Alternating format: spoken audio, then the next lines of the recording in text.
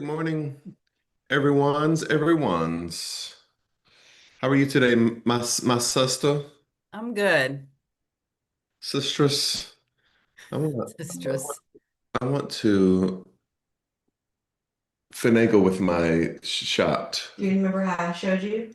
No, but I don't. My s- my I can't see my sister very well. See how my these are on the wrong place.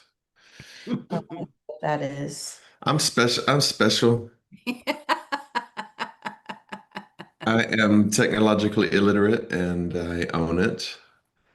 I'm learning though. So sometimes, like when I get on Snap, I mean on Zoom, it's just I have no idea what's happened to my Zoom. It's I'm like, what have I done? Why are people on the right side of the page? Why are they not at the top? Or why is the screen view? Watch it. You might be inheriting mom's. I truly believe that mom's physical electromagnetic field just messes with electronics because she swears she doesn't do anything to her computer, but it's always messed up.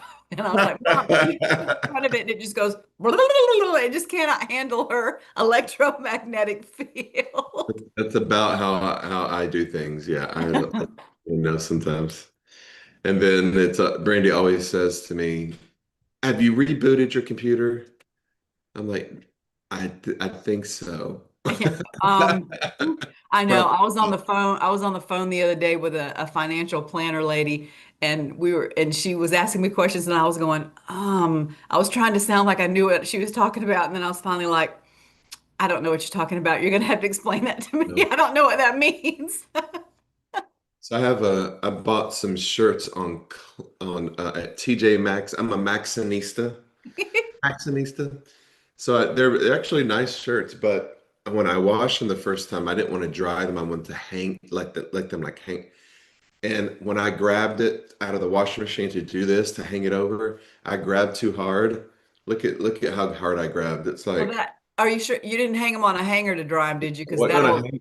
yeah, It wasn't on that'll, a hanger. It was yeah. just me doing that number, Because you and know why? You're heavy-handed. I was heavy-handed. Our Says I'm a grandmother used to man say that about child. people. She's heavy-handed. Don't let her around the delicate dishes. He's a man child. We were hilarious story. So, good morning, everyone. We're in our fully awake 365. Um, when Esther was playing high school basketball, Bob and Randy came to almost every one of the kids' games. So we were playing at a rival school one night, and Esther's team had like blown this team out by like 30 points. So the starters were done, and the younger players or the players who didn't get to play much, they were playing. And so one of the girls got in, and I don't know why she was on the team. I just don't know. She should not have been. She was not catching the ball very well. And so everybody, nobody was saying anything. We're just like, oh, that's unfortunate. It's she's doing her best. Give her A for effort. That's So unfortunate. Bob leans over to me and he goes, I don't think they let that girl handle the baby chicks. I, I don't think she's allowed to pick up the puppies. I don't think she's allowed to hold the baby. Yeah. Can To hold your hold the baby. You baby. may not hold the baby. You may not hold the baby. Oh, All right. Welcome to our Fully Awake 365 devotional. I haven't read this in a long time. Challenge your mind, channel your power, change your life. Today is September the 5th. We are in the month of understanding truth as a journey, not a destination. Well said it is. Yeah, I think that's a good place to start. I want revelation from God. Okay, it's never going to end. You're not going to get one and be done with it. It's just going to be and there's a difference in progressive truth LaDonna, that's actually an evangelical apologetic that instead of saying that God changes hmm. from the Old Testament to the New Testament, God isn't changing, and the Bible isn't changing, but there is a progressive revelation that explains why God would say, God did tell Moses that an older woman was less than a younger woman, but somehow it's explained through a progressive revelation that then all of a sudden older and younger women are of equal value in the New Testament. Who knows? Yeah, I don't buy into a lot of apologetics. Sometimes I just say, that's stank. That's stank. That's kind of stank right there. Truth is a journey, not a destination. We're going to talk today about the progression of righteousness, peace, and joy. And before that, we are going to give you a little righteousness, peace, and joy. This song is righteous. It will bring you peace, and it is full of joy. See if you recognize the song and the artist.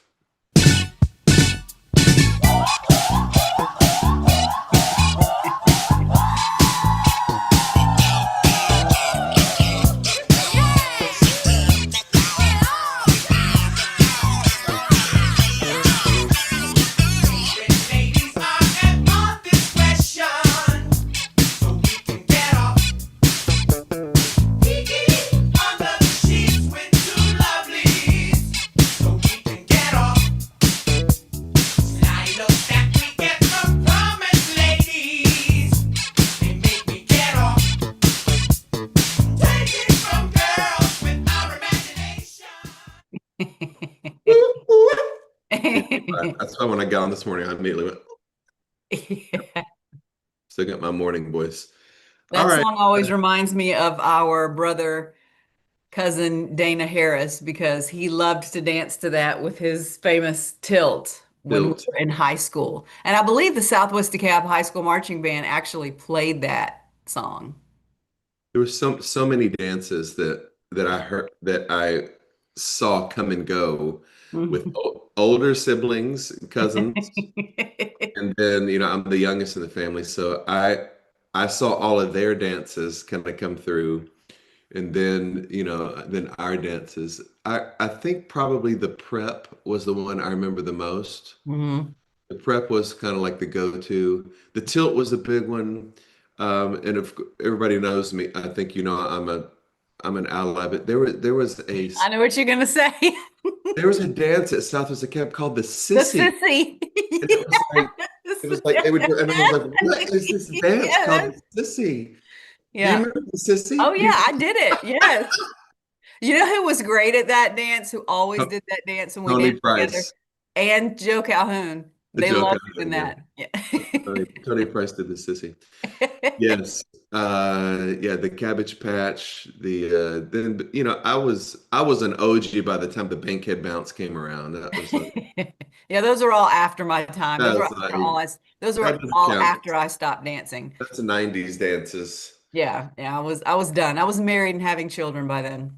Married and having children. All right, people. Let us talk to us, Brandon. So I think, oh, I don't know if there's like nuance here that the artist is different than the actual person. I'll let LaDonna answer Okay, that. I'm gonna let you answer that, but I do see Laverne got the name that's on the song file that you sent me. I'll put it that way. I know this song, but I would never have known the artist. So I must admit, okay, but I am in a different generation than the two of you. Anyway, Yes, you are. I think officially, or I'm on the line. I'm on the very Yeah, edge. you're the very last year of Gen X. Yeah, and I think some different models actually consider me a Mhm. millennial, And but I'm the very first year. So you and I are the bookends. LaDonna, I I think always, that model would be biased toward trying to include you in a younger generation. but here's the thing. You really don't. I have a lot of traits of millennials. I really do. And You so do. LaDonna, I always call myself a zennial. I Yes. say when I'm at work and we're talking about the different generations, because we do a lot as part of inclusive conversations, we make sure to include the different generations. I say kind of technically a Gen X, but I identify as a zennial. Uh-oh. Uh-oh. Okay. So Laverne, and I think Sandra in there as well, but Myrna, Alita, Dr. Ray, Geronte, and Dr. Sharunda got the song. So LaDonna, I'll let you talk about the artist. Okay, I think I know. Of course, the name of the song is Get Off, and I think it's Chic. Am I Are you right? asking me? I don't know. CHIC? I sent you the Oh, song you list. don't I remember. don't know. D I doesn't don't know. I Okay. don't know is it Chic? It says Foxy. Oh, I'm so unfamiliar with that. I thought it was that band Okay. Chic with Niles. What's his name? Rogers. Yes, Nile Rodgers. Dr. Sharonda said Rick James. It's not Rick James, but Alita said Confunction. oh wow. Uh, Sandra guessed Cool in the Gang, then changed her, but Laverne guessed Foxy. Huh. Interesting. I'll have to look that up. That name of that band is not even in my brain anywhere. I thought it was Chic. You done you done stumped everybody. Yeah. That was a Wait, good one. this isn't a, I've stumped myself. wait I've a confused second. myself. I'm I just burned looking my this I up. This burned is my a foot white on the guy? George Foreman grill.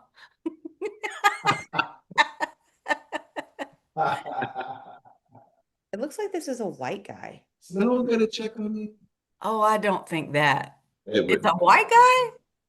Well, I'm looking on the I don't internet. believe that. I'm looking on the internet. Okay, Okay. Laverne. He was a white. Laverne, help us. All right. Hilarious. Okay. We'll, Enough. we'll figure it later. Okay. True. The progression of righteousness, peace, and joy. Turning to you, LaDonna. Okay, our affirmation this morning is I know that righteousness, peace, and joy are a progression in my life. One builds upon the other to create for me a thriving existence. Yeah. So one of the I think illusions of life that life offers to us is that after certain events happen, we will be at peace. We will find joy after we get this certain job, after we get out of a certain job, after we find the right love partner, after we have found the perfect church where nothing is ever wrong at this church. After I pay this credit card down, when the weather changes, when there's a different person elected into office, yeah, all of these things seem to be peace is always at the mercy of external events or sometimes future events. When Jesus comes back, ooh Lord, I'm gonna have get my reward, and the wicked are gonna get their judgment. Yeah, I'm gonna transition, gonna get me a mansion in heaven, or some people say a cabin in the corner of glory. I don't know. Amen. I don't know what the difference of it in a mansion and a cabin is, but apparently it's dealing with your behavior on earth. If you haven't been quite good enough to get a mansion, you have to Your settle for ethical a behavior cabin. is you deserve a cabin. Yeah. I will be driving a Lamborghini in heaven, LaDonna. You will be on roller skates. I'm just saying. Yes. So what's the point? The point of the devotion is listen to this. Romans tells us the components of the kingdom of God are righteousness, peace, and joy. I believe the order of those attributes are important because they describe the progression. Yeah. So how do I get to peace and joy? Righteousness or right living or right standing with God, yourself, and your fellow man leads to inner peace. Having inner peace leads to a joyful life. Some people think it's the other way around. In essence, you must be full of joy first. I have to find joy, and then I'll start treating everyone better. I'll be kinder with my words. Well, I'm not really happy yet. I haven't had a good day. I'm under stress. I didn't sleep well. Um, you know, somebody in the choir took my seat, took my hymnal, or what what, I don't like these choir robes, or yeah, they didn't sing the songs I liked at church today. So my joy was not full. No, you don't learn to have joy first. You learn to behave the way that you want others, how you want others to treat you. You want to wake up first of all to righteousness. You are righteous. You were not born in sin, shaped in iniquity. You are born in the image and likeness of God and good. And so then we progress into peace. Now I'm at peace. I'm at peace with God. I'm at peace with myself. I'm at peace with my fellow man. I treat others the way that I want to be treated. Then I become happy because I've planted all of these seeds of right thinking, right living, right behavior, the right way to see myself, God, others. That's when your joy becomes full. Not you don't get happy first and then become a righteous person. You awaken to the fact you are righteous. You begin to have peace and live at peace with others, and then you find joy. All right, look at the very last paragraph. Says some see being in a state of peace as the ultimate goal of their lives. However, it's just a step in the process. Peace should be considered a basic requirement that is the foundation for thriving, joyful existence. All right, people, so there's nothing to wait on. There are no prophecies to be fulfilled, whether they are Old Testament or Hebrew Bible prophecies, eschatological prophecies, or that time you went to that church and someone told you to stand up and God had a word for you. None of that is holding you back from fulfilling joy and peace in your life. And guess what? Prophets miss it the majority of the time. They just do. And so the context we have, I know I'm getting off of here, but the context that we have currently in our modern world of prophecy is not really the majority of what we find in the Hebrew Bible. Prophets are not there to predict that you're going to find a spouse, that you're going to buy land, that you're going to write a book. God says there's a book. God says there's a book in your future. People, stop it. Stop it. These are rackets. Okay. Prophets in the Old Testament were there to challenge corruption.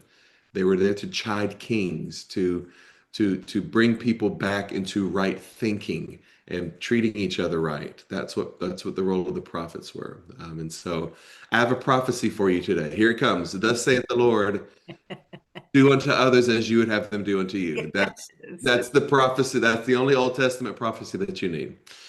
All right, LaDonna, turn it back to you. All right, our ending prayer is progressive God, help us to understand that there is a state beyond peace, and that state is joy, which should always be our ultimate goal. Amen. Get yourself right, get your peace right, and your joy is sure to follow. I'm gonna have to go look up Foxy now, see what's going on. On Sunday morning, do you ever say Sunday or do you always say day? When I'm in a hurry and I'm not paying attention to my enunciation, I will slip into Sunday. How did my siblings become so countrified? Yeah, And but usually I try to make it Sunday. I mean, I think when you went to Southwest DeKalb, it was still fairly racially integrated or diverse. When I first started, my first couple years, yeah. I just didn't really have any white friends, and so I would never have heard the word Sunday or pillow. It just would not have been around my friend group, and so I didn't say it. So, but Dad says, I don't know if anybody wants to go old school country. Dad says of a morning, Yeah. not in the morning, of a And morning. I think we have established that is country, but it came from the people who settled in the South that were originally from England, because I believe that they say that there. Let's check the Ode Hastings to and see. Yeah. ode to a Grecian urn of a morning. Sunday on the Lord's Day, Sunday morning, we are going to talk about something I think that's really, really important for us to all understand, and that is when people talk about if I bless Israel, will God will bless me. How do we position that historically, contextually? How do we apply it to the current and unending conflict in the Middle East, and specifically the Gazan conflict between Palestinians and Israelis? How do we position ourselves both biblically, historically, and in a justice narrative? I think we will tread some interesting water on Sunday, and so come, let us reason together. Let us get a better understanding of how we should be responding to this blanket idea: if we bless Israel, God's going to bless us. Where did that come from? All right, people, looking forward to seeing you then. Have you a confunction foxy day until we meet again. Go in peace. Oh, sorry. Don't forget, if you are on, let me turn my mic on. We now have 12 states. We had 4 new registrants yesterday Pennsylvania. for the family reunion. So if you are on and you want to register, get your registration in there. We'd like all of them a month out, and especially our local family.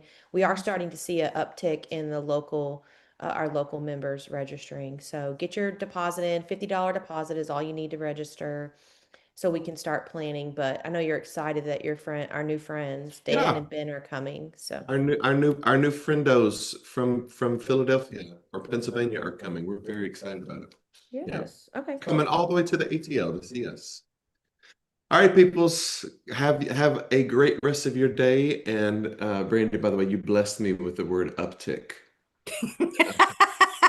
Well, That's Up your tick. a unfortunately, corporate word. That's it a fancy That's a is. corporate I'm word. She was like, we're sorry. seeing an uptick. I was like, ooh. I do a lot We're of circling I back do to the uptick.